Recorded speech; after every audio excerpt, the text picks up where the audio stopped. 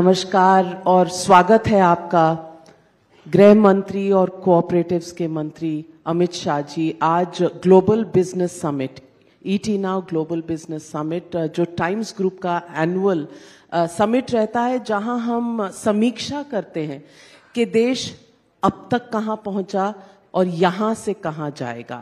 So ladies and gentlemen, presenting to you Home Minister of India, can we have a big round of applause?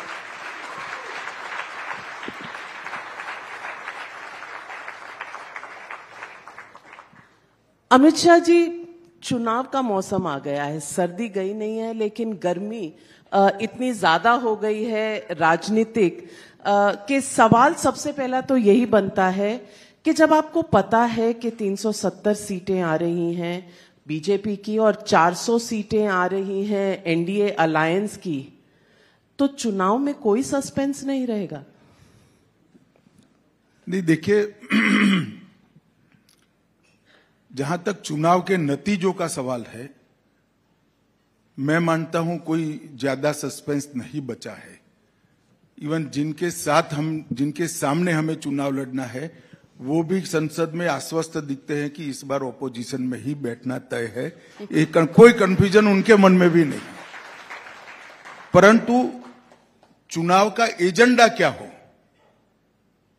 वो मैं मानता हूं कि पहली बार आजाद भारत के पहला चुनाव ऐसा होगा जिसमें भारत को महान राष्ट्र बनाने के एजेंडा पर चुनाव लड़ा जाएगा और पब्लिक मैंडेट भी महान भारत के मुद्दे पर आएगा। मोदी जी ने आत्मनिर्भर भारत और विकसित भारत, संपूर्ण विकसित भारत का एजेंडा रखा है और ये संकल्प 2047 तक देश की 130 करोड़ की जनता के सामने रखा है कि 2047 तक संपूर्ण विकसित भारत हो और आत्मनिर्भर भारत हो। मैं मानता हूं कि 2047 के पहले ही, मोदी एरा में ही, तीसरी टर्म में ही इसका ज्यादातर काम समाप्त करने के एजेंडा पर इस बार देश की जनता वोट करेगी, इसका मुझे विश्वास है।